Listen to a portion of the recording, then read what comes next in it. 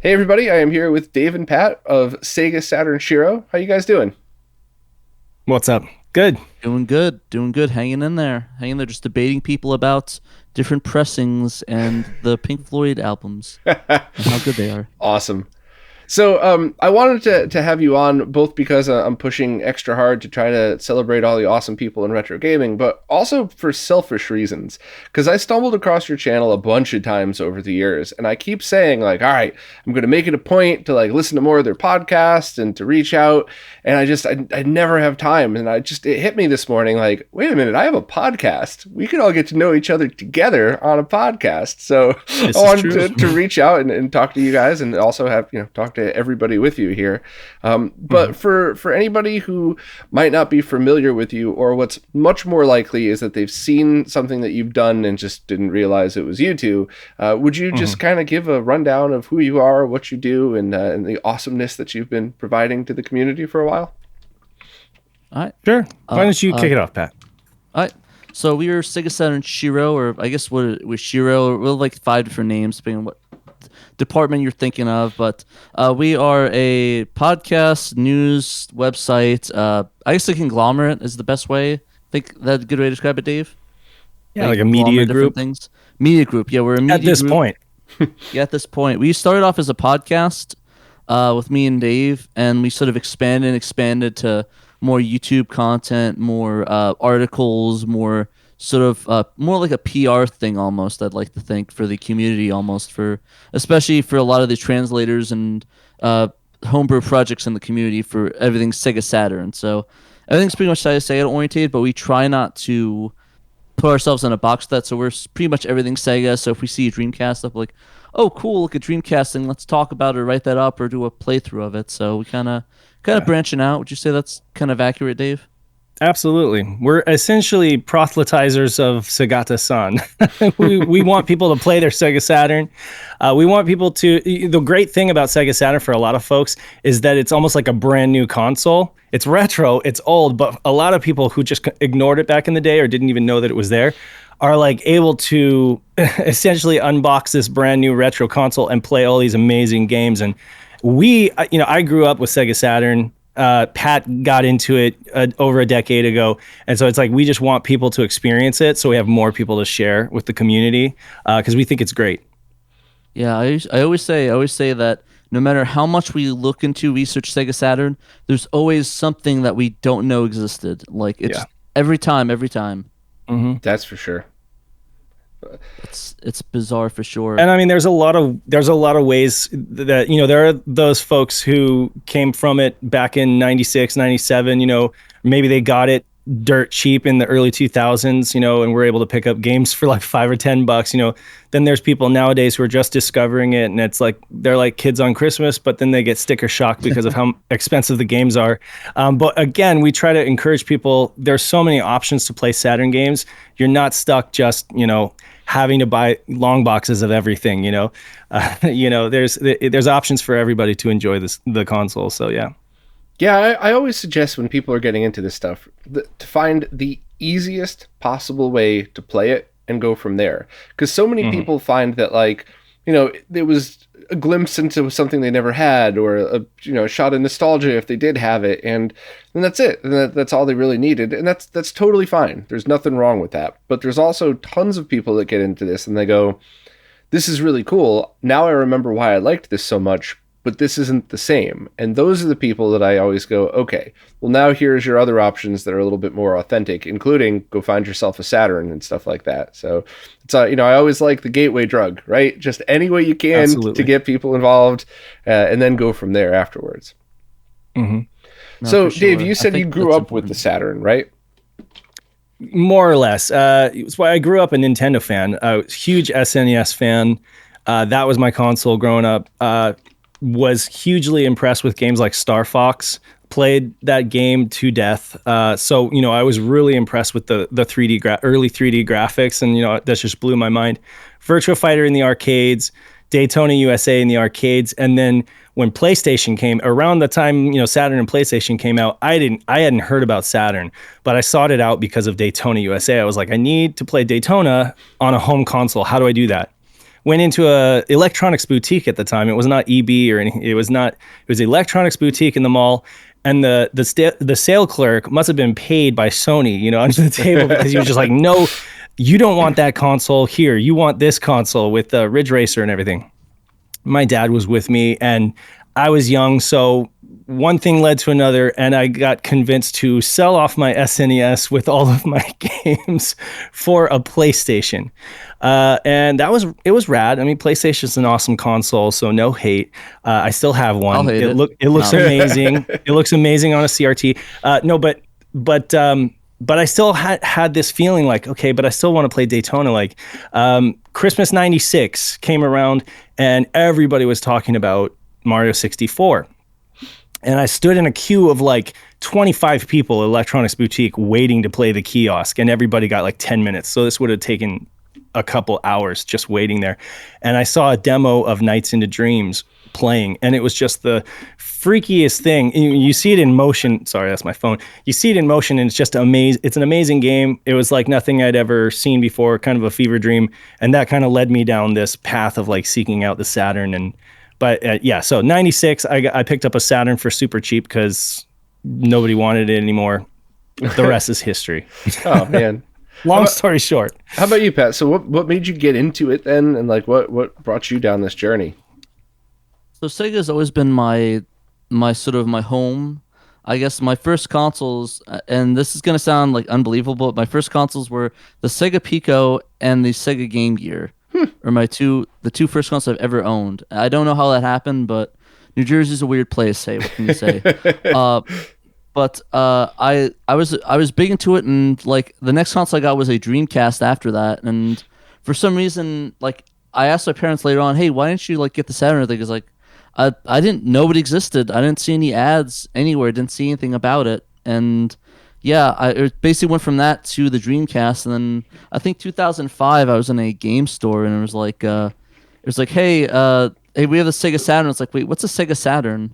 And like I saw these games for it. I'm like, wait, what the heck? And I did research. Like, this is interesting. I never even heard of this console, and then I think I got mine a few years later, probably or so. But it just was really bizarre, and I stumbled upon it because I know it was big. It was during the sort of renaissance of the retro gaming stuff, when Panzer Dragoon was only $250 or so.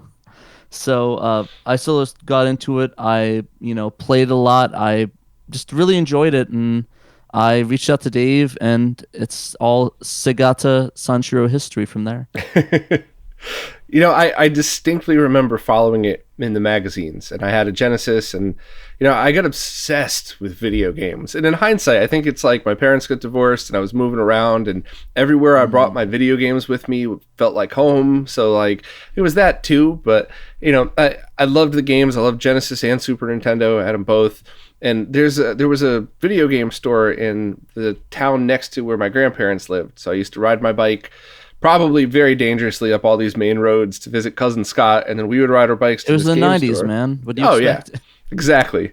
And I remember the talk at the game store, and I think the guy who owned the game store is still around. Gorilla Jones, I think he goes by on YouTube. I gotta talk to him at some point. But we know him. Oh yeah, we do. That's funny. So I was at his game store, and the talk was speculating on what the cartridge slot would be for, because clearly it had to be for 32X and Genesis games because of Sega's backward compatibility. And we were talking about how the power-based converter could have fit, and if you could play Master System games, but how would you connect a Genesis controller? Because if you look at the pictures in the magazine, the controllers were different shapes, and you just have to use it. And when, of course, it came out that was for a RAM slot, I was just like, oh man. And that was also right about the time in my life where like guitar, chicks, and booze started to mean more than anything to me. So I was kind of like, I remember the exact same feeling. I remember the exact same thing. Like, and I still to this day believe that it started out as a thought about backward compatibility. I mean, there's the Motorola in there. It makes no sense to use that huge chunky cartridge slot as a memory card. I mean, Neo Geo already had the SNK memory cards that were like, and you already had, and Sony with their tiny little memory cards. So when that came out, I was just like, seriously, what a waste of space. Yeah, totally agree. They probably already had their molds made or something like that, so they had to, they had to keep it. But once I found the price of the Saturn, I remember going into an FYE at the Trumbull Mall in Bridgeport, and I know you're from Jersey, but that's that's a Connecticut ghetto. And I remember seeing the price. We got those in Jersey. I know what you're talking about. But yeah, I mean, I definitely remember that thinking, like, if it was actually backward compatible, so I could play 32X carts and 32X CD games as well as everything else, like I totally would have found a way to buy it. But when I saw the price and I saw everything else, I just remember thinking, I love Daytona so much, but I'll swing back around to this. And then, life happens, and then, once I had extra time, once I basically, right before I started RetroRGB is when I was like, my friend Justin, aka the Goodwill Hunter, got one.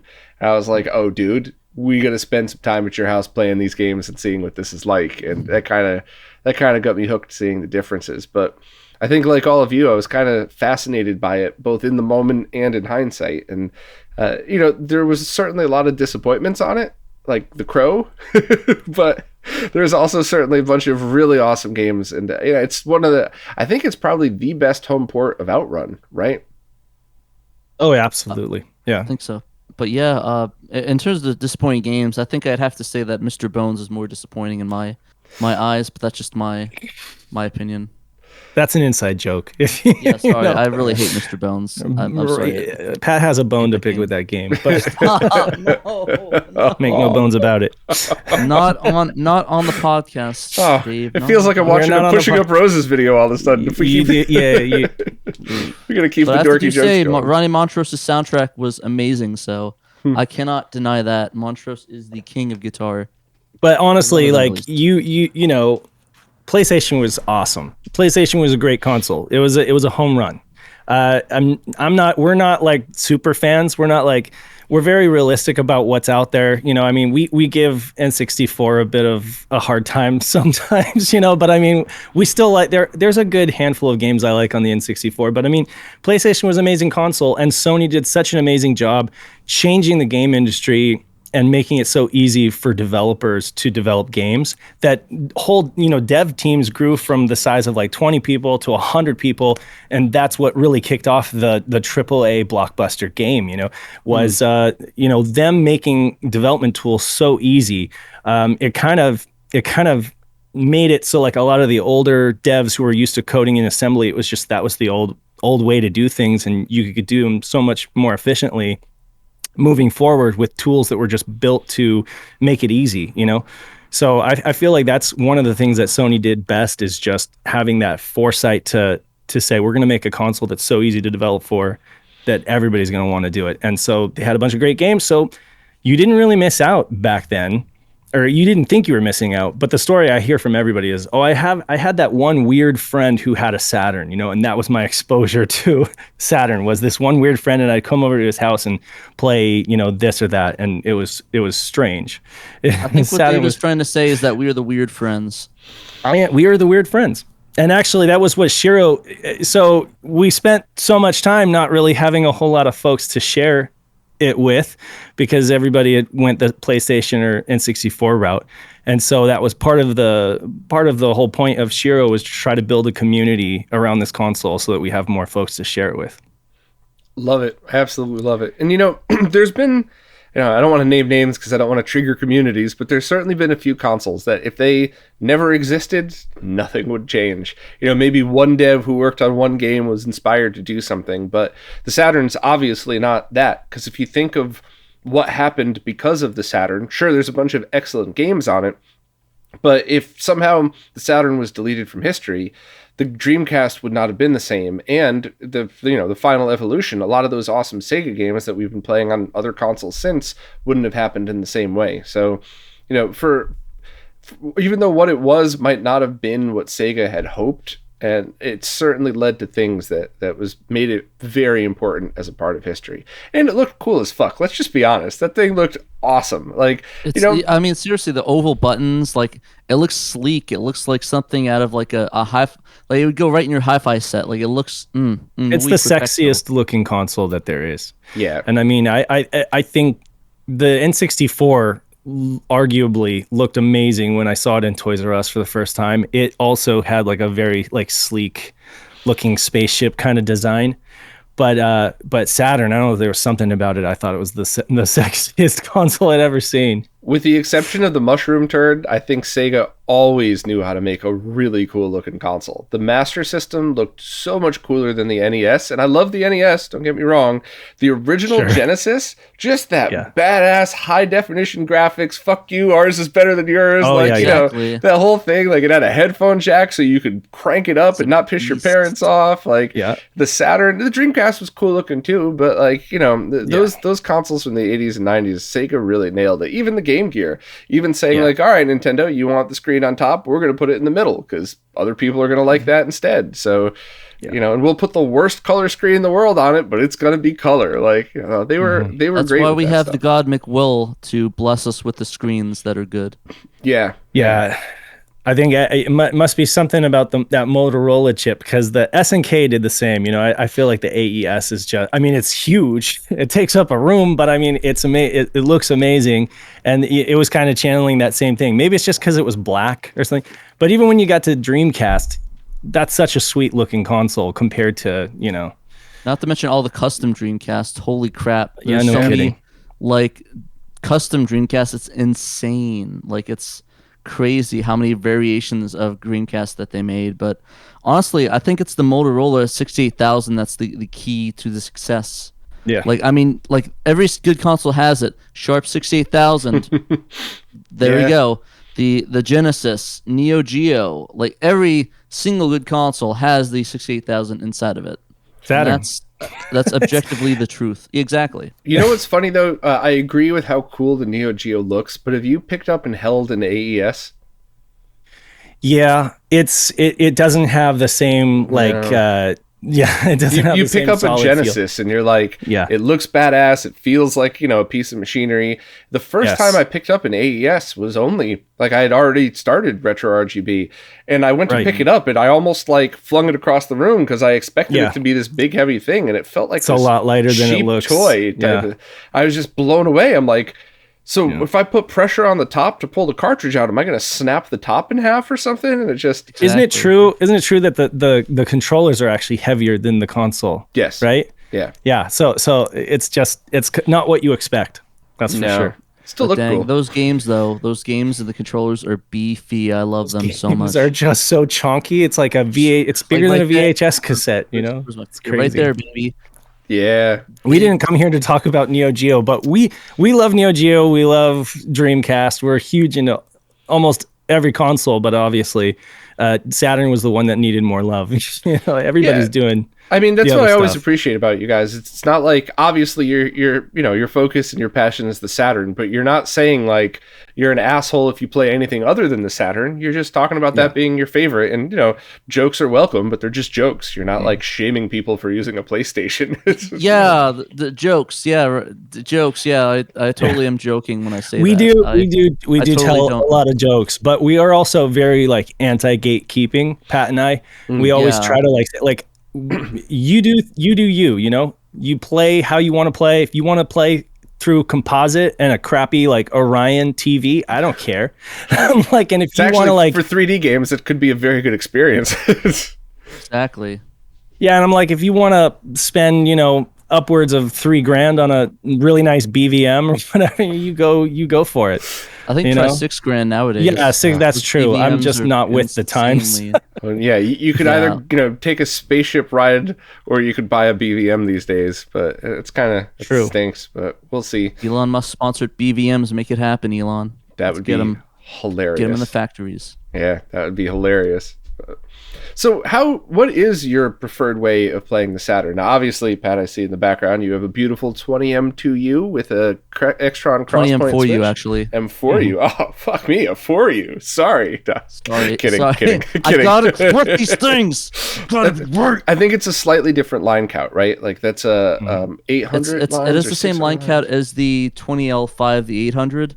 Yeah. But it doesn't have 480p. But that's why I have my CRT, or my PC CRT right there, the Dell Trinitron, to compensate for that. Yep. So I guess I'm assuming you would go RGB through that, right?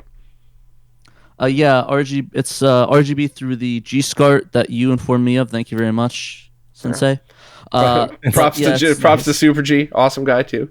Exactly, Super G. I got my Extron cross point there for all the components stuff, and in all honesty, though, I stream mostly on my PC with my FrameMeister, which I'm trying to upgrade to the RetroTink 5X, which I'm hoping I can get fairly soon and get that in the chain, because I went over to Phone Dork's place and he showed me, and I was like, oh my god. Oh, so you're in Arizona now? Yeah, I moved to Arizona and that doesn't count as doxing, right? The entire state you live in doesn't count as doxing. I literally tell people we have Genovi here too. So I've doxed Pat multiple times on the podcast. Yeah, go for it. Like, if you really want to hunt me down, it'd be weird, but I'm probably gonna call the police if you show up my house. He's like, send me games, send me games, and we'll call it. Yeah, send me games, please. Right. So if anybody wants to hunt down Pat, go to Arizona and just walk around till you find him. Yeah. We'll play some Saturn in Saturn in the kiosk and the candy cabs. Let's do it. I'm down. But anyways, I guess back on topic. Yeah, I play it through there, and I think Dave, Dave, tell me about your setup, because I like your setup as well. I have the jankiest setup, okay? I admit. And it actually is pretty there's no going back, because I committed myself to it a long time ago. Okay, so back before Bob was doing his thing, back before there was any of this information, the best thing there was going was a website called Hazard City, by Fudo. Oh, yeah. Okay? So that's how I got into it, and what got me into the way that I play games was really the Dreamcast. So I spent a good decade just in a love affair with the Dreamcast. That was kind of like, I just played the hell out of that console and collected for it and stuff.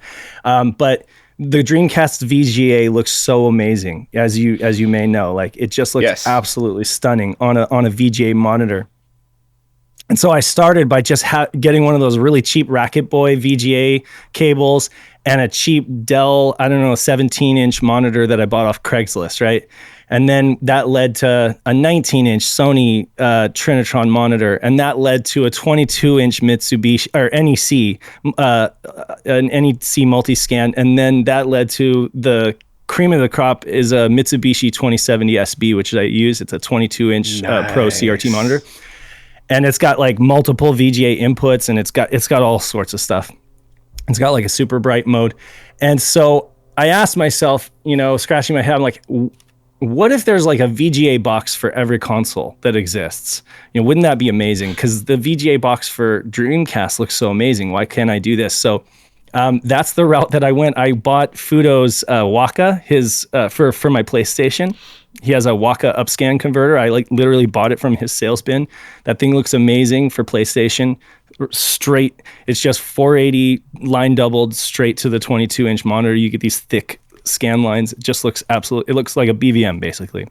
It's just a different way of doing it. BVM killer, if you may say. You jokingly say. Yeah, I got a DVDO iScan Pro for the PlayStation 2 to do like 480p stuff, and then I graduated to a DVDO Edge, like the 101. I don't use that for 240p anything. I just use it for PlayStation 2, and it looks amazing.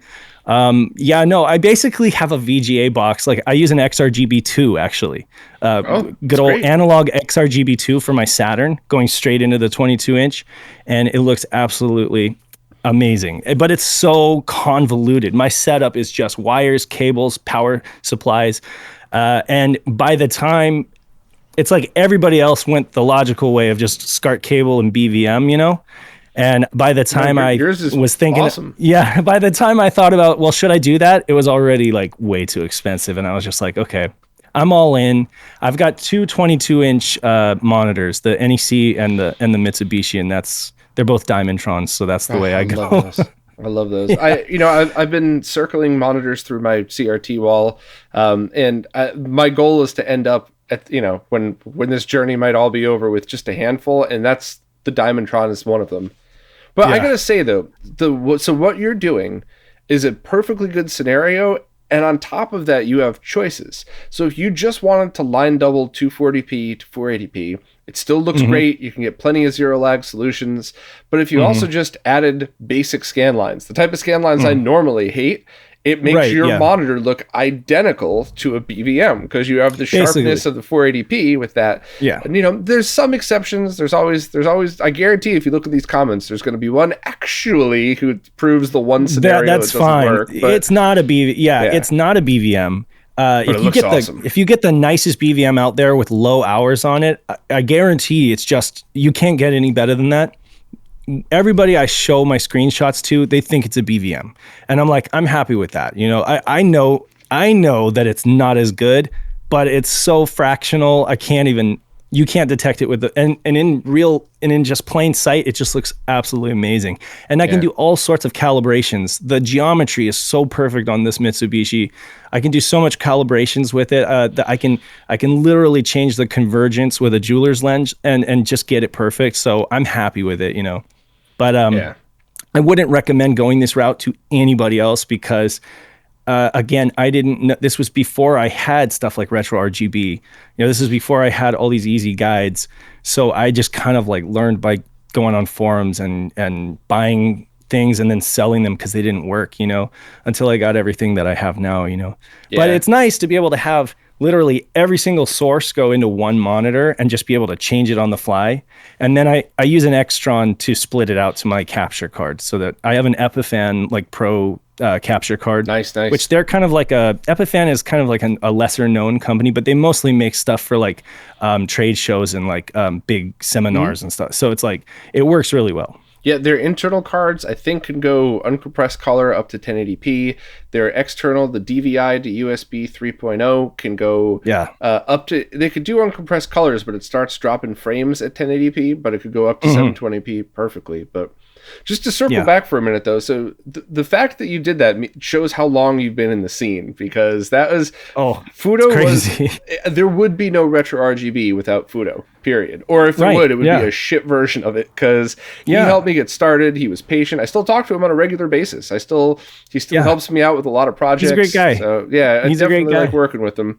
But I do kind of disagree in that if you want to do that same setup now, if you grab an OSSC or even like a RetroTink Mini, you could pull off exactly what you're already doing, and it's going to look amazing. The only thing that, PlayStation 2 with 480i games might not look as good. You might want to try to force GSM or something like that. But for anything that's not 480i, playing on a VGA monitor is freaking awesome. And you could even do composite in S-Video too. You just, I would get the Tink Mini in a converter. But I think that's an absolutely awesome solution. You're right in that I wouldn't go out and hunt down an individual solution for each console just because of cost. But you got a great setup. It's what it comes down to is the headache is in getting it all set up. Like I have to use a trip light. I use a power strip that's literally like 5 feet long, and it's just littered with sockets, and it's got like, and then I put that into a power conditioner that was meant for like a Canon copy machine to make sure that I'm getting like 120, and that it's clean power. Cause I have a Neo Geo CD Z that I don't want to damage, it has tolerances, but not that much. So it's like for people to do what I do, I think it would be kind of a headache. But absolutely, if you're looking to do a few consoles, it's a great way to go. I just sold a Dell. It was a rebadged Dell Sony 19-inch Trinitron for like $250 locally. I kind of gave the guy a deal because I think they go for a lot more depending on the market. But I'm in California. And, if the brightness can be cranked up. If you crank up all the brightness and it's still just okay, then they're way cheaper. But if the brightness... The truth is, this monitor looked... I would say that this 19-inch looked better than at least one of my 22 inches. But I like the 22-inch for the size, and the scan lanes that you get. But the 19-inch Trinitron looks amazing. What a lot of folks don't know is the Trinitron actually uses 3 separate guns, whereas a Diamondtron uses one. I believe it uses one gun and a crystal to like focus or split out the colors. It's weird. It's a different kind of patent than a actual Trinitron, but at least the way that the electronics work. But they're both comparable. They both got the aperture grill lines and everything, but yeah, essentially, like you said, now that the Tink, the 5X has come out, you get that and a VGA, HDMI to VGA. I think that's a great way to go for folks who want to get like BVM quality but can't afford a BVM.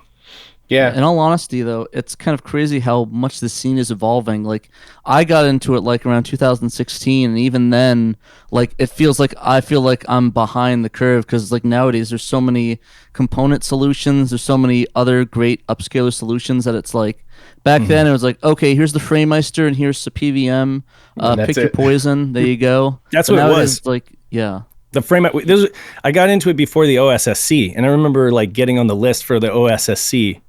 And then I was like, by the time it came out, I canceled my pre-order because I was just like, I think I'm set. But now that the 5X is out, I just think that's probably like the best device going for folks. In terms of just it can do everything, you know? And I think that's kind of what we've been waiting for. Yeah, absolutely. Exactly.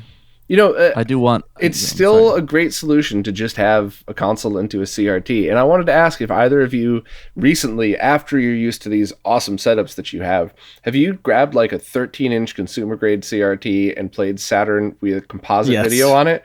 Because, you know, if you're playing a game with 2D graphics like Daytona or like, you know, or obviously any of the arcade ports, it's going to look weird because it's composite. But like Nights into Dreams, you get the transparency effects. You know, a lot of the 3D games like that. Like I actually have a far new appreciation for just a small TV with composite video on it. Yes, Yeah, absolutely.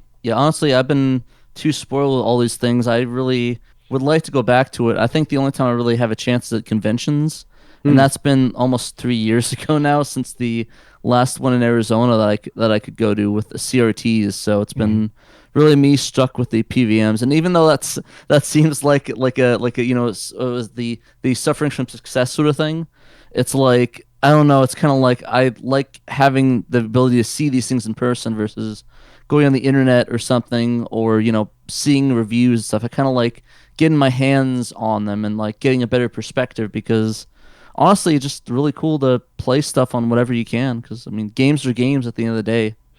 Okay, I want to say something. I've got a little story. I'll try to be succinct here. A little old lady. I go on walks with my family and stuff. Little old lady down the street put on the curb, I think for pickup or whatever, a 1980s Gold Star CRT, wood grain, perfect condition. Literally looked like it just came out of the box. This lady there was no dust on it. I was just like in awe, and the sales sticker was still on it. Obviously, I yoinked that thing up. It only had RF.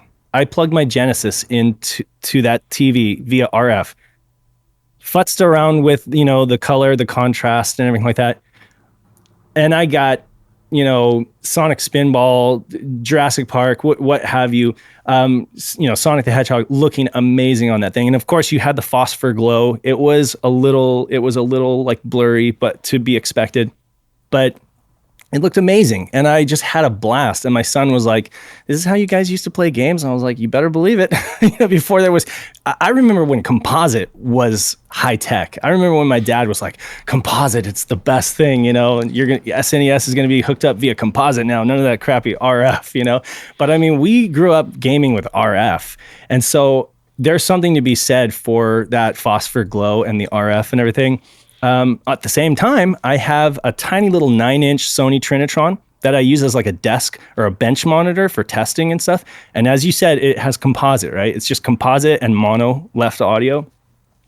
Thing looks absolutely insane with like Marvel v Capcom. That thing looks amazing. 2D games, 3D games. Because of the line density, it doesn't have a lot of TV lines, but it's a Trinitron and it has very dense lines. It looks amazing. And it's just composite.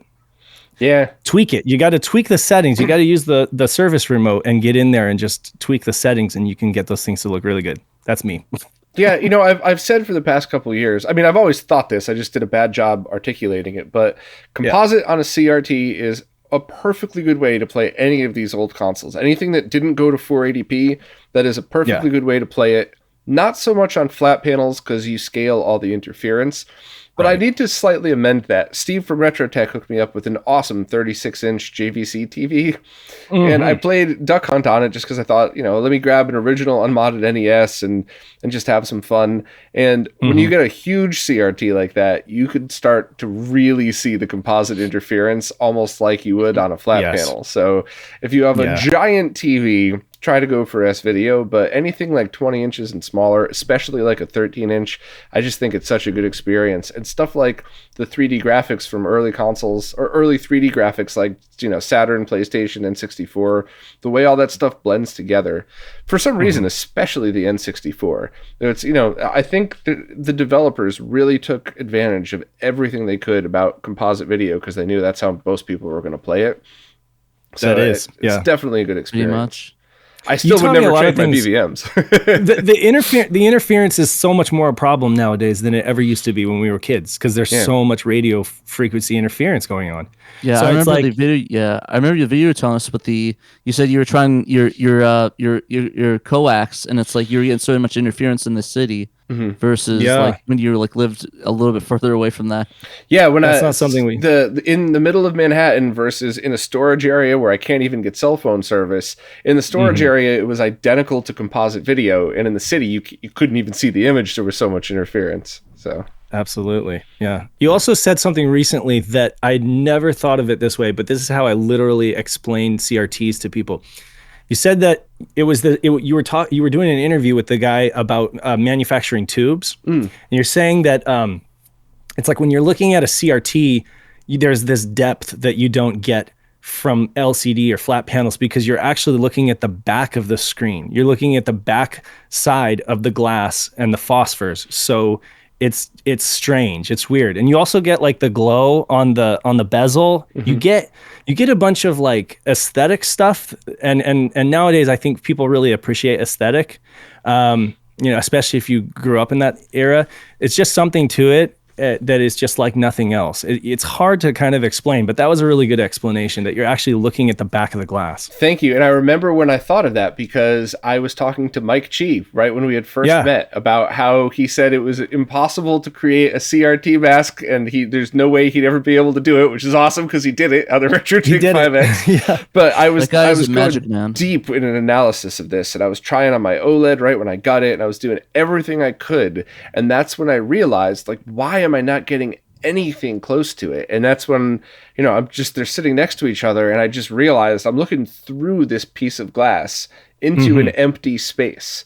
And that's what those, the quote unquote scan lines are actually the data, but the missing lines, you're just looking through into an empty void. And that's one of the main things. So it was, that was kind of, it's cool that you picked up on that because what I had that, that revelation. I messaged Mike and he was like, yeah, it makes sense. There's no way I could ever do that though. And I'm like, here we are a couple of years later and he's come really close on the tank with that stuff.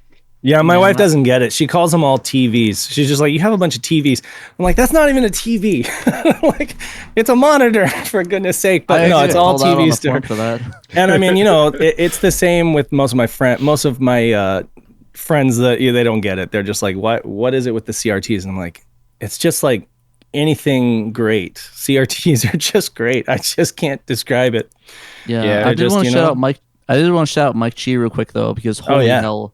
That guy's the Robert Johnson of like upscaling and like video signals. Oh my God. Like, I don't know whose soul he had to sell to get that ability, but oh my God. Yeah, he's a really good dude too. I love working with him. He's always fun. Like, he doesn't get sometimes when I get these ideas, I don't spend the time to realize that I should probably be polite in my wording.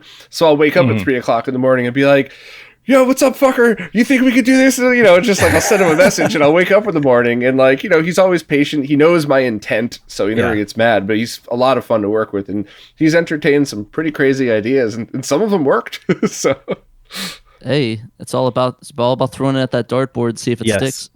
Yeah, but yeah, no, I'm gonna start talking to Dave that way. Like, hey, Dave, why don't you get this going, Dave? Like, why is our thing not like this? No, but no, it's just insane. all the options we have these days. It's all the like you don't have to like I don't know. Like I'm actually timid of recommending stuff to people because it seems like every time I do, something else better comes along or it just goes away. Like I used to say like to people, hey, if you want to get into RGB gaming, you don't have to buy a $100, $300 PVM. Get a CRT with a component in the back, and even then, now the prices of those things are like the price of PVMs. Yeah. When I was recommending that to people, and it's like that's the hard thing. like, you can only I can't throw your win. money at so many things. There are countless things to buy. You know, I want a Mister, but I haven't jumped in yet. And Pat here, he is like the Mister guy. Like he has been proselytizing Mister for like the last 3-4 years. You know, day one, yeah, baby. Well, I guess so. I guess 2018 is that day one technically, or is that before? It's been a minute, it's been a while almost, Pat's been behind that, you know, pushing it. And I, you know, I'm looking for kind of like a turnkey solution if I do, because like you said, I don't have any time anymore. When you become a content creator or something like that, you just literally, and you got a family and everything. I mean, you just don't have time. So I used to spend hours just dinking around with, you know, settings on things, you know, and I could never do the FrameMeister because of all of the settings that you have to futz around with. Like that's why I love like the XRGB 2. It's so simple. You turn it on and it works. You know. Oh, I just grabbed Firebrand's profiles and I was like, okay, there we go. That's it. Bye. Yeah, and you know, importing profiles is definitely the way to go with that. But yeah. Early on, that's the thing that kind of made me shy away from it is before we had all the instant profiles that you could download, people were just like on the forum saying, oh, try tweaking this, try tweaking that. And I was like, I just don't have time for that anymore. Yeah, I totally hear you. I'm not in my 20s. Mr. started out like that, but Mr.'s getting way easier. And it's so funny because my friend Risha, I met her before Mr. came out, or if it was out, it was still kind of being ported from Mist to, you know, to that. So it was kind of cool to see the evolution of it. So I think I got a D10 Nano, I think right away. Like there was only one person hand soldering the RAM board, this type of thing. And I've been there since the beginning as well. And I love seeing that project evolve.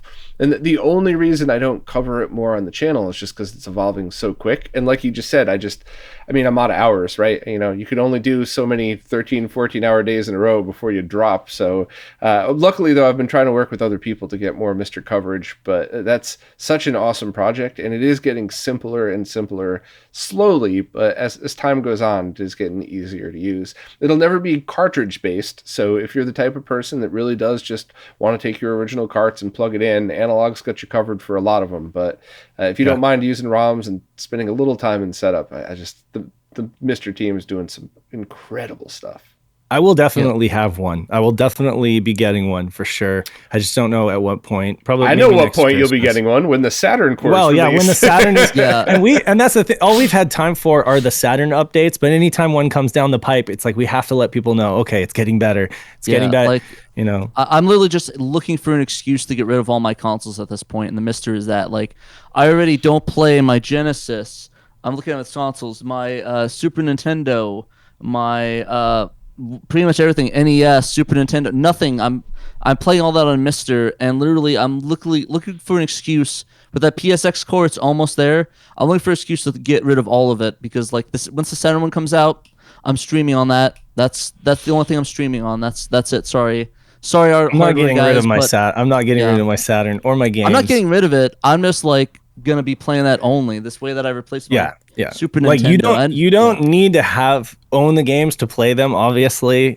You know, because we got the open Cs, but or I don't know. It's just the video quality. I don't have to worry about getting upscales. It's like, all right, HDMI directly into the capture card. Good to go. Let's do this, boys.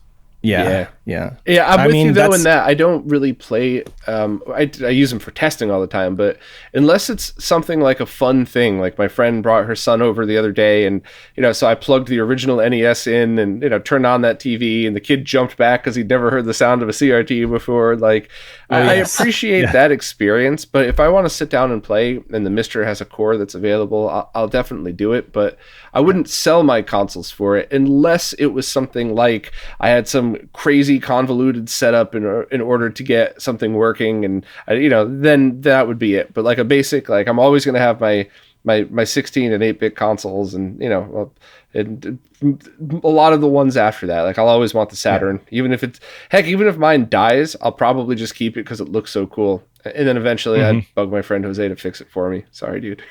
or just ship it off to Voltaire and just be like, hey, fix this for me. Bye. There you go. No, if I sent it to Zach, it would never come back. Oh yeah, that's true. Ooh, shots fired. Oh, that's my friend though.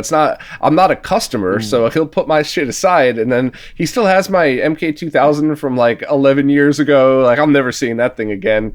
He's probably just gonna burn it as a joke on his Twitter. Be like, "Hey Bob, here's your console," and just sets it on fire.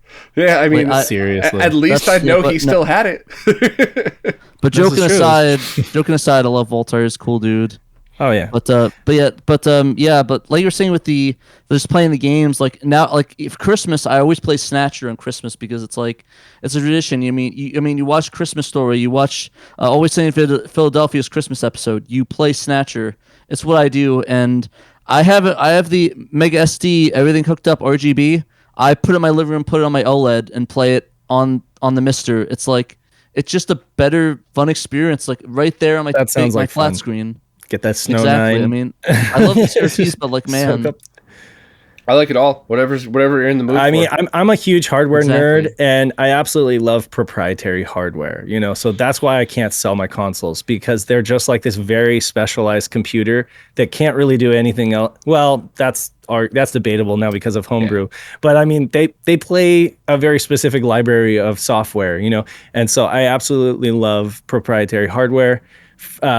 But I totally understand where Pat's coming from. And the older we get and the older the hardware gets, it just makes more sense to have like a one device to rule them all kind of thing.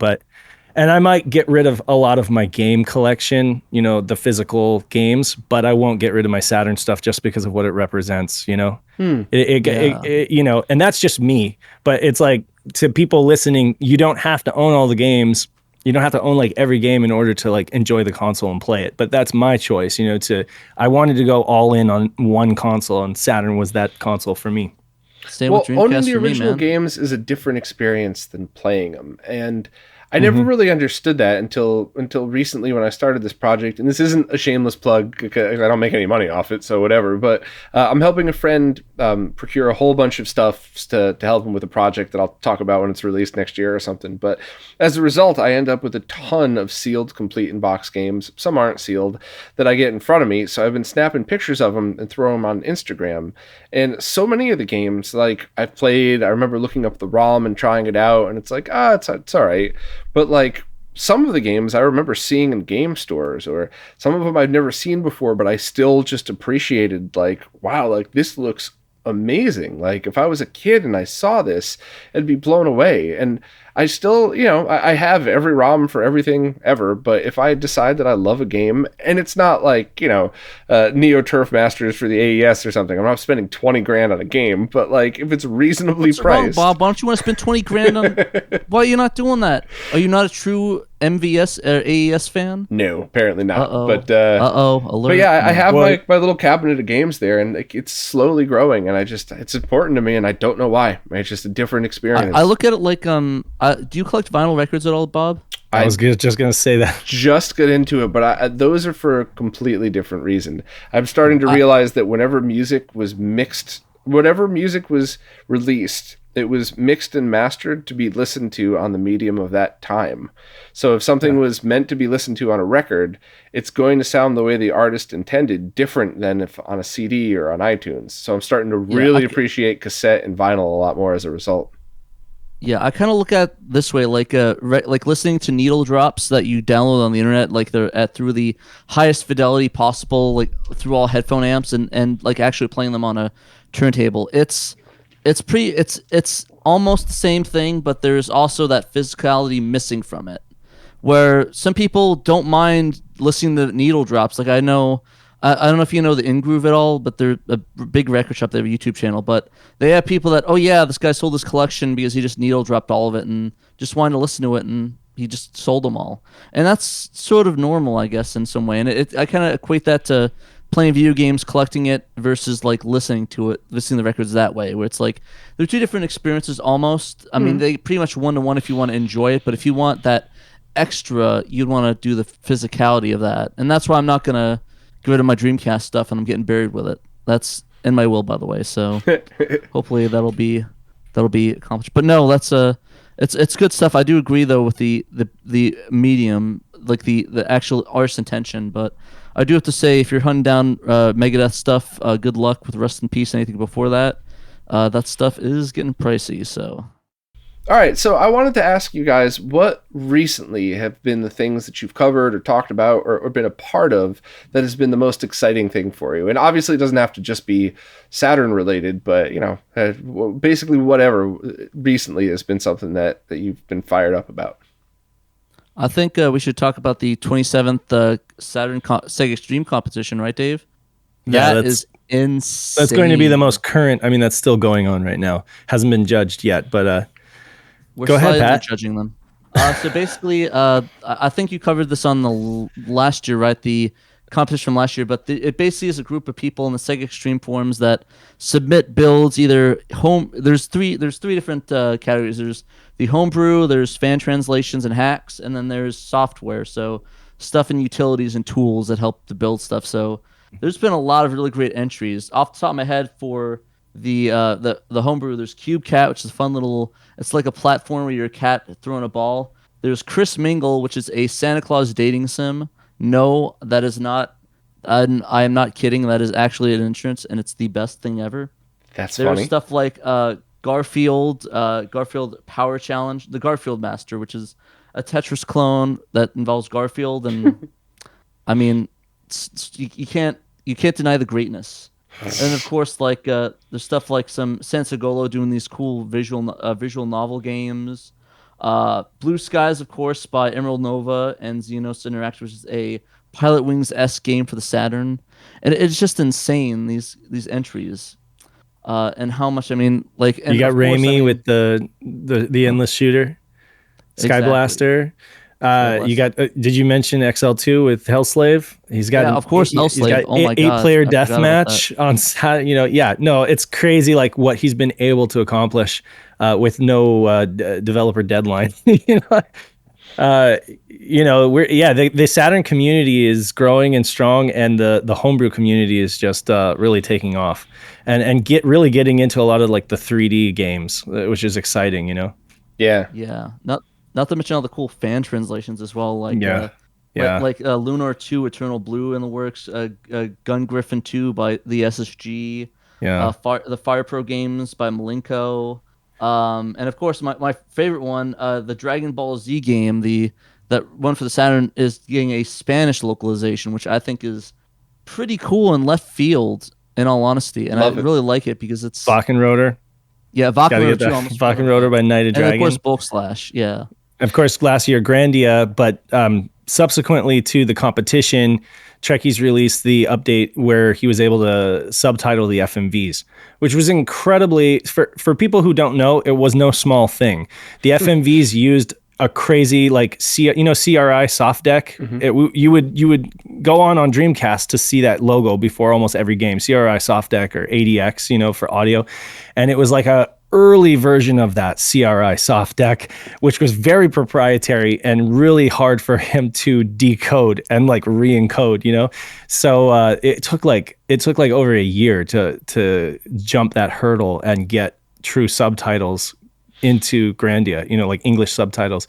So there's just a lot going on behind the scenes and a lot of work behind these translations. They're not just like easy on the fly stuff, So yeah, I definitely got to pause and give a shout out to everybody that works on translations in any way, because it's such a daunting task. Because not only do you have to do just a tremendous amount of hours worth of work, like that alone you should get props for, but you're trying to convey language and intent at the same time, and it's so hard to figure that stuff out. Because like if I was like, hey, chill out, Dave, and somebody tried to translate that, you could say I was telling you to calm down, or I was telling you to be cold. Like there's Oh, so yeah. many things that you could so Yeah. easily get wrong. And then, especially when you're talking about anything with any kind of like nostalgia or anything that taps into people's childhoods. Like if you have somebody that's, grew up in Japan and, now they're reading your translation and you got something wrong, that's like shocking and offensive, and it's just you have so much of an uphill battle to go up against, and I'm just so appreciative of the people that do that. Even the silly ones, like I saw somebody translated Afterburner, and it's like you don't need to translate that game at all, but like somebody took the time to do it, and that was cool for as the love hell. of it. Yeah. Why not? Well- Why not? Well, Knight of Dragon, he's in our community, and I think that he said the best game to translate is the one you care about, is the one that you love, because you're not going to have the same kind of passion about every game, and you want to work on the game that you're going to have enough drive to finish, So if it's not a game, if it's just a game that means nothing to you, unless you got like a team of people and it's about the camaraderie of together, if you're working on it by yourself, you need to have some kind of motivation to continue, because for a lot of these translations, like Princess Crown, Cyber Warrior X was working on it like a long time ago, and then it went AWOL, and it's just like life happens, things get in the way, and it's like it gets passed from one person to another. It's like some of these translations, they just kind of get stuck in like a never-ending limbo. And so I do believe that if somebody's like hot on Afterburner and that's their game, why not? Pun intended.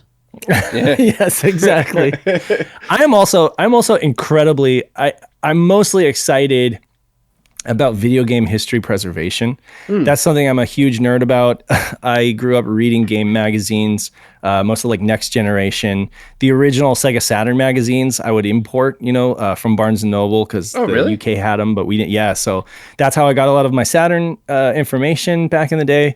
And it's just like, so I grew up reading guys like Richard Ledbetter, who does DF Retro now, and it's like, I absolutely love Sam Hickman, grew up reading those magazines and absolutely love, the stories they would tell, a lot of the interviews. So one thing that Shiro has kind of taken up over the past few years is like developer interviews. I mean, we even interviewed Ken Lowe, who is the guy who created the Saturn logo and the Naked Lady ad and the girl with the rings around her head, and all that stuff. So it's fun to interview them and talk about like, what was it like, working on the Saturn or, working with Sega. That's really fun. So we recently interviewed Christian Larson from Scavenger, and he was the co-founder, CEO of Scavenger Games, and he kind of told us the story about the corporate betrayal with GT Interactive, and it was a lot. It was an eye opener. It was a lot of information and a wild story. lot of. Yeah, great story. Lots of canceled, unreleased games that you can find on like Unseen 64 that he went into depth and detail on. I think really didn't he great send us like video too of stuff that hasn't been like released? 32X games that did. Yeah, like no, I can't remember the name of. He sent video for like the Marvel one, right? Was it the X-Men one or something? Yes. Well, no, that existed already. There was an online 32X demo of the X-Men game with Bishop. Yeah, there's still a lot of like footage of stuff that hasn't been seen on that video too. So. He sent us some footage, yeah. So I mean, that's my favorite thing lately is like, and Nick Pandemonium. I don't know if you've heard of Pandemonium. Yeah, of course. I've covered a couple of them. Yes. Yeah, so I mean that's kind of Nick's thing as well on his channel, is just like getting these Didn't you guys developer do voices interviews for some of that at one point? Did one of you do like a guest voice on one of those, or I'm thinking of another video then? Yeah, I was featured in his virtual racing video as a interviewer, and he also does videos with us. Like he did the editing, and I collaborated with him on the bulk slash video we recently dropped as well. But he is an amazing person. I love Nick.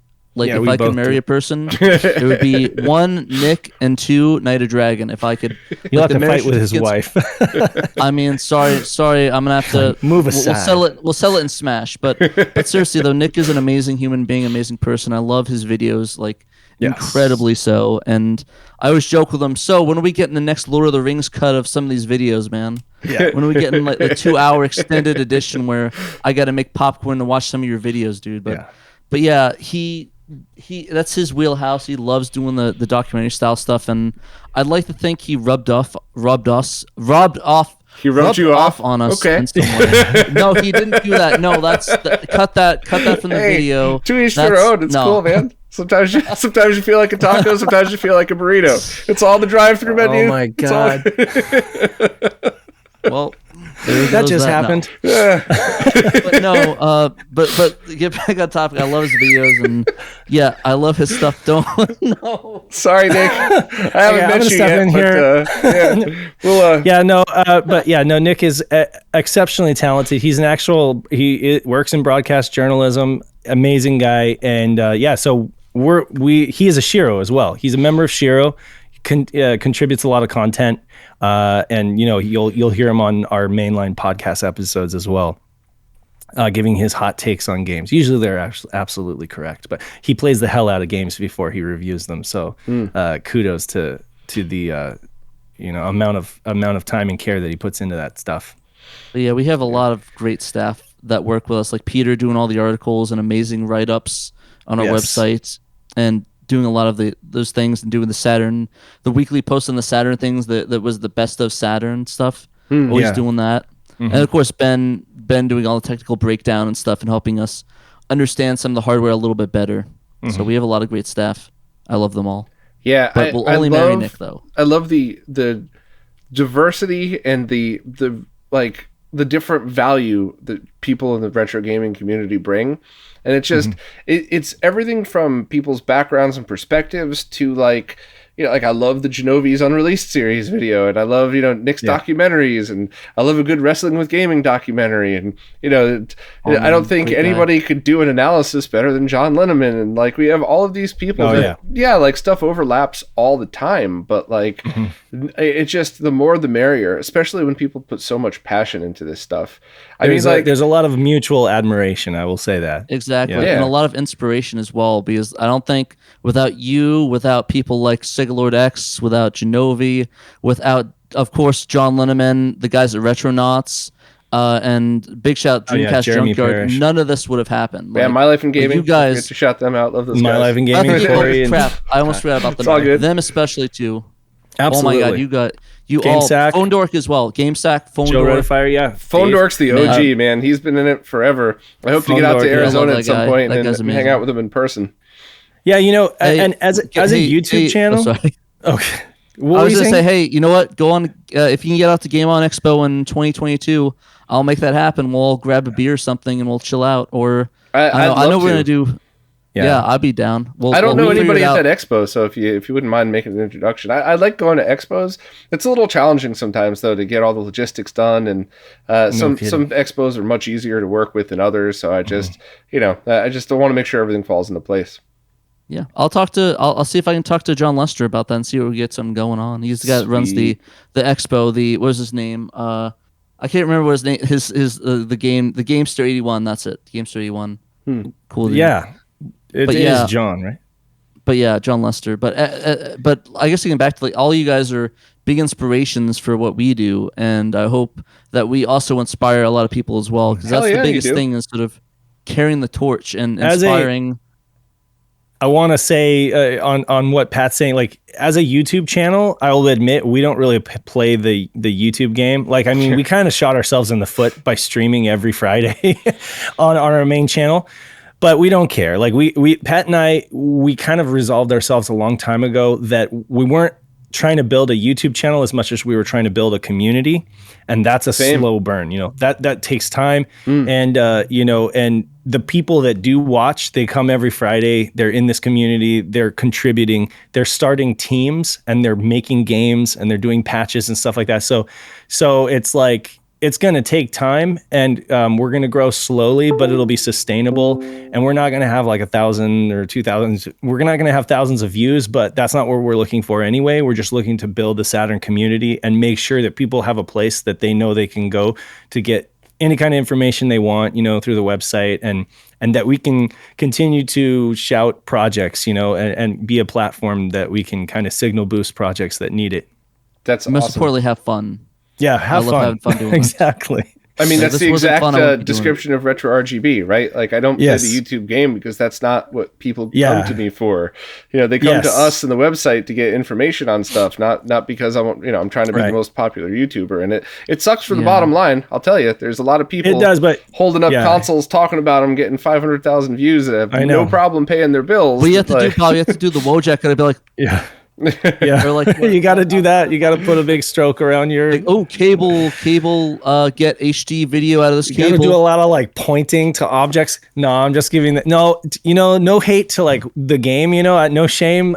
People do that, and that's great, and I'm happy for them. It's just not the road we chose to take. I Just agree. like, I don't have any guess, beef. I don't have any rivalries, and the only just find it people I silly. actually look down on are the people that steal and lie. And you could Yes. you could do this in your thumbnail, or you could do another one if you've stolen your content. I don't want anything to do with you ever. So Yeah, you really need to. You really need to do your own gameplay. Honestly, like if you're at that level, come on. I realize you don't have a lot of time, but this is what you do for a living. You play games and you talk about them. The least And you I look can at do it is this play way. your own games. Yeah, and I look at it this way. I mean, the algorithm is going to be on for a short time. I mean, once that algorithm's changed and it's like years down the road, what do you have left? A bunch of people doing the pointing and stuff. And Right. No, I'm not trying to talk bad about. I mean, like it's No, I going know to what you mean. change. Like, yeah. It's going to be completely different, and it's going to be a different game. It's like you have to look back and be like, are these sustainable? And a lot of the videos that do that are, even though they are like. I know a ton of creators that make a fantastic content, but they have to do it for the algorithm, which I think is, I just think it's kind of sad, in all honesty, that they have to do that when they can't just put out great content, and that's all you really need. But And you know, I mean, at the sometimes end of- yeah, doesn't you're work like that. you're building an audience of like contributing members too. It's like this audience isn't just a passive audience. They're engaged, and then they like reach out to you in chat or in the Discord and stuff, and they end up going on to make amazing things, and you see it, and you're able to be behind them 100%. That's the rad thing about it, So numbers aren't as important. Most of the Off the top of my contributors head, to of course, RetroRGB are people that just interacted with me over the years Absolutely. through chats and different else and at different mediums, and just they're as passionate as I am. And when they have extra time, they're able to throw up a post or their own opinions or analysis on something, and you're right, and it's like it is an interactive community. It's not us barking at people. We're part of this. Yeah. Exactly. We're all contribute. Like, I mean, like I will write just as many messages as like almost every comment. I see everything. I try to keep in the community, and like, if somebody wants to reach out to me, it's like, hey, message on Discord, or hey, on thing, and I'm always online. And maybe that's a detriment to my actual life, but honestly, with COVID, I haven't had one for the last 3 years. So I mean, Yeah. That's the way it is. Yeah. But no, Yeah. it's great. I love working with people. I love talking with you, everybody, talking with you guys, working with Dave. It's amazing. It's a lot of fun. Yeah. It's the next chapter. Like if you I think a lot of us spent our 20s just accumulating games and playing them. And now it's like in our 30s, and I'm pushing on into my 40s soon. We're just like finding another way to interact and reach out to people through this stuff. So it's like content creation and community building and stuff like that is like the next chapter basically. And so it's like we're still kind of partaking in this passion of gaming, but just through different avenues. And of course, like geeking out on history and stuff like that, because a lot of my idols, like Trip Hawkins, they're older, but they're like totally willing. A lot of them are totally willing to like give as much information and like share it so that we can pass it down. Because I always kind of think in the back of my mind that none of this really matters if nobody's around to care about it anymore. I sometimes I watch like Pawn Stars or something, and they'll be like, yeah, there's not a market for this anymore because the people who cared about it have all died. Yeah. So anytime we get somebody who's like 14 or 15 in our Discord, and yes, they do exist, I'm not only impressed, but I'm just like, ask me anything you want, be as much a part of this community as you want. I think it's amazing that you found the Saturn and that you're into it, considering that most kids your age only are interested in mobile gaming, or PUBG Mobile or whatever. But, so I'm just super interested in, passing this down and letting there be a future of retro gaming, Yeah, that's important because music and video games have one very important thing in common, in that when a game was made and released and when a song was made and released does not mean shit. Now, when the first time you heard or played certainly might to you, but if you played a game and you loved it, it means nothing to you if it was an original Atari 2600 game ported to a modern platform or if it was made this morning. It doesn't matter. If it's a game that you like it, period. Just like if it's a song that you like it. So it's not, people don't necessarily have to be into retro stuff. Just like you could listen to the radio and you don't necessarily have to be into classic rock to like an AC/DC song. You could just like the song. So I think because of that, unlike some of the things that you might have stumbled across on, Pawn Stars and things like that, I think Pat Contry said it in one documentary I saw, but like he was talking about how there was like an Elvis jacket that used to be worth like $100,000 and it sold for or something like that. I know I'm getting that wrong. I'm sorry, but no, I know what you're talking about. The Elvis jacket might not hold its value forever, but that Elvis song is still going to be listened to for as long as there are songs. And that's the same thing with video games, So it's I'm glad to see people keeping the love going, because there's always going to be people who want to hear more of this stuff, and there's always going to be people that stumble across these and go like, wow, this is so cool. I can't believe I didn't, I'm so glad I stumbled across this. Yeah. Exactly. And I love it because he always makes that analogy, and like the videos, like virtual gaming can always, like, one day, everyone can love it, and then it could be like Elvis and it's just gone sort of thing. Like it just like disappears, like everyone dies out, gets old. But I think that's why it's important to sort of introduce people to these things and sort of like make a reason to like retro gaming or just gaming in general. It's just like to push this to make sure people love it, and just want to keep playing it and listening to it. I mean, it is for selfish reasons, because it's like I always say, it's like I want to keep pushing it because I want to be able to buy things like upscalers and stuff, and these like $500 things, or like these devices and like these ODEs, because it's like if people are interested in them, more will come out and they'll become cheaper. So it's almost a selfish reason almost. It's like I want to keep doing it, so let's keep pushing it to get this going. Yeah. And I mean, absolutely. it was amazing to grow up in a time, I think we all can remember, where the video game industry was changing, like having a seismic shift over like the 3D graphics. I mean, how ugly they were at first, but how amazing that, and I mean, there was just this, we were constantly aware of graphics becoming better, right? And now it's like, I think kids growing up nowadays can be a little bit more agnostic to graphics, because it's like they've seen games in all shapes and forms. They've seen pixel art. They've seen, the best looking 3D RTX graphics. And it's like my son likes to play Pokemon Red on the Game Boy just as much as he does, Let's Go Pikachu or whatever, he just, it doesn't matter. It's just, if it's a good game, then it's timeless, And I really do hold to that. There's quite a few timeless games on the Saturn, I would argue, that are just like, it's just good no matter what. Like Sega Rally. So which do you think then? How about each of you pick, like, not necessarily your top 5 favorite, but just your top 5 like that you think are worth talking about and mentioning? Okay, Pat, you go first. He's put me on the spot as always. Radiant Silvergun. Ladies amazing. First. Shut up. Radiant Silvergun is awesome. I love that game. Amazing, yes. Great game. Mashing Knight Ray Earth right there. One of the best RPGs, Link style games of all time, Legend of Zelda games of all time. Let's see, up top I had another one. Is that more RPG or more of like an adventure Zelda style game? It's kind of like it's more like a Link to the Past. Wow, so really? Like Link Over Story. It's really good. I like it. It is as anime. I love anime. I'm a weeaboo diehard. I got all the figs back there. All the figurines. I'm a nerd. I will die. Anime. But Soccer Wars, amazing dating sim / RTS / visual novel I've ever played. Great game. Love the characters. Gameplay is a little bit on the easy side, but it's a lot of fun. And then, of course, the number one that got me into it, Virtual On. Holy crap, Virtual On is the greatest arcade game I ever played. It is awesome. I remember going into like the bars and playing kids for hours on Virtual On. Oh my god, that game is amazing. Yeah. And honors up, Bulk Slash, amazing game. Play that too. What about you, Dave? So like you said, I'm tempted. I think Pat's choices are all excellent. But I'm gonna tell you some better ones. You can't go wrong with any of that. And as I'm also pretty huge weeb. I love the Japanese games. I love just how extended the library is once you start importing games. But I think that for somebody who's never experienced the Saturn, for them to experience how different the Saturn is, what it really is, I would say Nights into Dreams. Love it or hate it, you got to play it, and it's like a fever dream.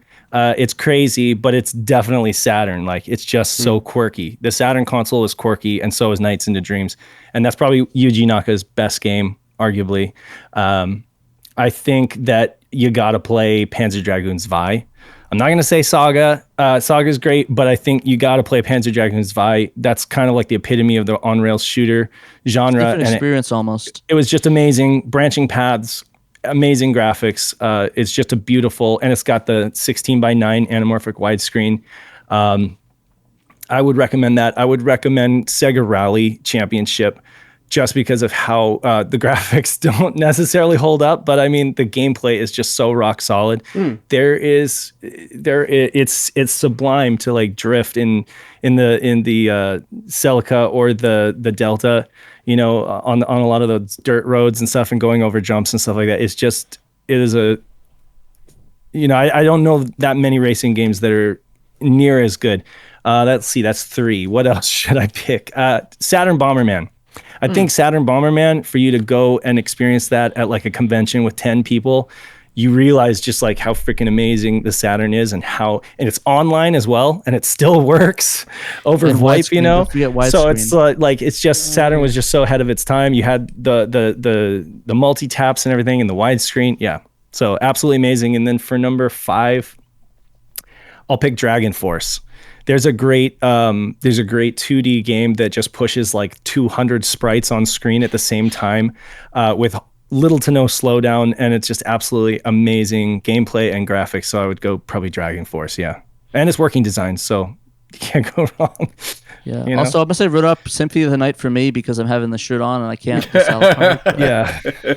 I still haven't really sat and played the Saturn version of that. I'm just kind of waiting one day, and you are in luck because there are a couple versions you could play. Yeah. There's Paul Metz' version, which has like a bunch of performance boosts and quality of life stuff. And then there's also Night of Dragon, who did like a full English translation, in addition to a few quality of life improvements as well, regarding like the menus are in 240p, so that you don't get that switch for upscalers and stuff like that. Yeah. And wasn't it also hacked to work on the 4 meg RAM card so that it slows down? Or that was another one. That was even another one. Yeah. There's yet another one. I always forget this guy's name, and everybody always. There's a Chinese developer. Chinese developer. Right. Forget his name. It's like 3 letters or something like that. I'm so sorry, dude. Somebody is gonna say in the comments, you know. I know exactly what we're talking about because we covered this one too. I remember talking about it on the podcast. I hope that someday like everybody could get together and just make friends and make one super awesome the one to rule them all. Yeah, Paul Met and Night of Dragon were talking about that. I don't know what's going on with the talks, but I think either Night of Dragon or Paul Met reached out to one or the other about that. So I would love to see that because apparently he did it now. So like, yeah, it doesn't really touch what I did, so I can slide in and it works. Yeah. That would be awesome. Yeah. I figured maybe I'll just wait because I have so much other stuff. Ever since I moved, like I have 3 full boxes of stuff that are projects that people are waiting on me for.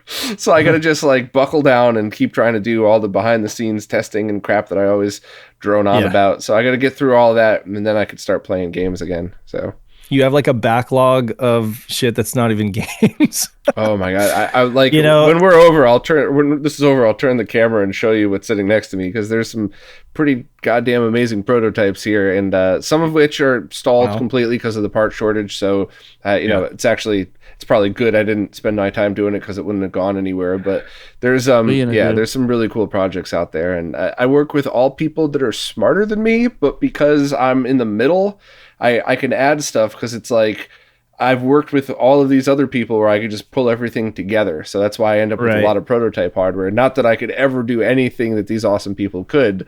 It's just that I see a lot more of what goes into it, so I can help put things together and get things out the door. But yeah, some cool stuff always coming.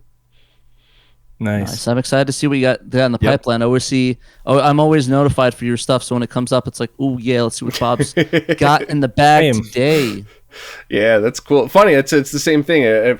So many translations I found out because of you guys. So I love that we're all working together on this stuff. It's very cool. Absolutely. We'll have to get some collabs going on that. Yeah, hell yeah. What about modern games, though? You know, you're obviously Saturn focused, but has there been anything that's come out recently that's really caught your eye? Or, you know, it doesn't necessarily have to do with the Saturn, but just anything modern, really. If you ask any of our Discord members, it's going to be Halo Infinite and Age of Empires 3. Literally, everyone's like, well, yeah, why don't you stop playing Halo Infinite and like get on and do some podcast stuff? It's like, okay. but no, I love Halo Infinite. The multiplayer is a ton of fun. Age of Empires 3, Age of Empires 4, Age of Empires 4, better than 2. Controversial opinion, I know, but it's the fact of life. But love Age of Empires 4, love Halo Infinite. Bloodstained, played that, amazing. And trying to think, is there anything else I played? And the new Resident Evil 8 Village was pretty awesome too. What about you, Dave? I live quite vicariously through Pat when it comes to like the newest stuff. I think the last new game that I played was like Mass Effect 3 or something, you know, like and Sonic Mania, you know.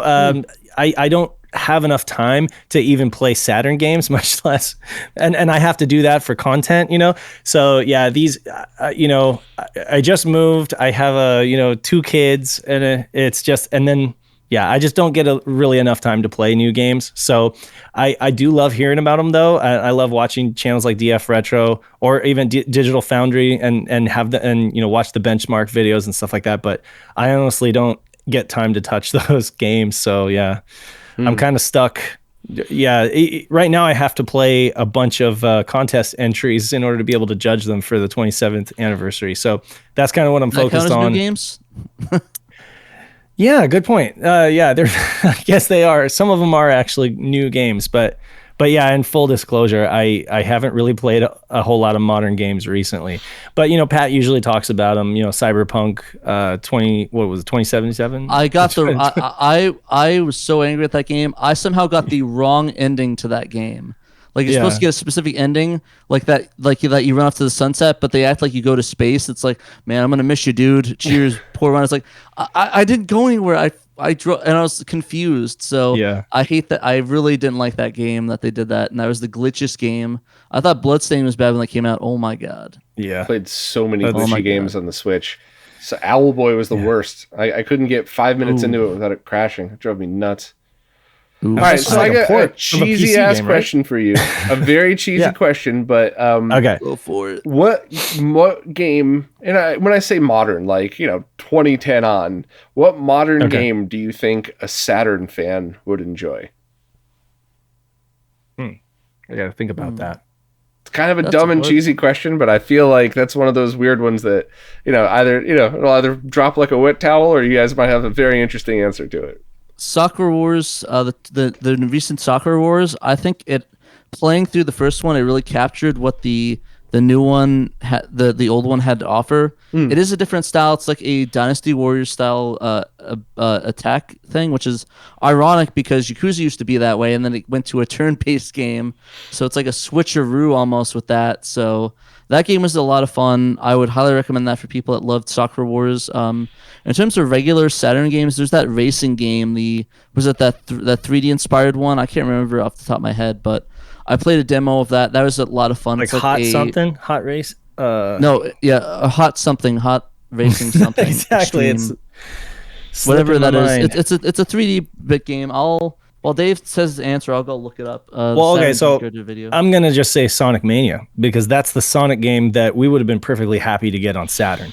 I think if people, first of all, Saturn can do that. Maybe not like verbatim, but like Saturn's really powerful when it comes to pushing sprites and even throwing in some 3D in there and stuff like that. I definitely think we could have had a Sonic Mania-like game back then, and that it would have been well received, as long as it like moved at 60 frames per second and it just was like blasting you with audio, which Saturn also has an amazing audio chip, but we didn't, and so that's kind of sad. That's the answer that I would I would say it's a great game, and I think people should definitely play Sonic Mania. There are several platforms you can play it on if you've been living under a rock. Literally every platform that there is, you could play it on. Yeah. Even I think it's on the Wii U too. But anyway, that's kind of the story, right? I mean, we all, like, people were so mad back then that we didn't get a quote unquote real Sonic game. So I definitely think that would have been nice. Yeah. The name of the game, by the way, was Hot Shots Racing. Also, Hot Shots Racing. Also, Bomb Rush Cyberpunk. I'm super excited for that game. Oh, yeah. It's more Dreamcast, but I'll count it. Yeah. So this was a blast. I appreciate you guys taking the time to do it. Is there anything that I didn't touch upon that you would want people to know, other than obviously where to find you, which of course we'll put in the description and all that stuff, but anything specifically you want to shout out, your podcast, your YouTube channel, your website, any other topics that I missed, anything that we should get out here for this one? I want to shout out specifically Derek A-Team. I want to shout out Danthrax. I want to shout out Lacquerware. Who?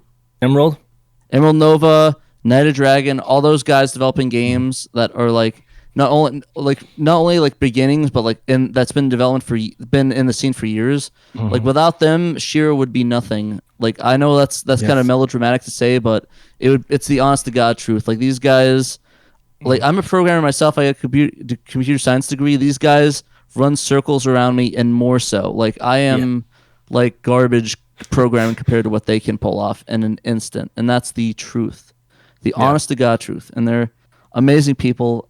Please back them. They're all over on Twitter. They're on our Discord. If you want to talk with them, please do. Get inspired for doing these games. If you want to do one, they will help you out. Like literally, Sam the SSG, he doesn't know any programming whatsoever. Talk to Night of Dragon. He already has a fan patch out, and it's been less than 2 weeks. Like I mean. And really, we have to. We can't. We'd be remiss if we didn't mention his patcher. Night of Dragon has taken a lot of time to create like the definitive Sega Saturn patcher. Okay, and it's so easy to use that folks really don't have any excuse to patch their own games anymore. And so I do want to shout the guys on Sega Extreme. Sega Extreme, they're amazing guys. It's very helpful. Their forums, they've got tons of information there, and people who are not too cool to help, if you have questions, please give their site some traffic, and please download their the games from their site, so you're not taking away traffic from their site.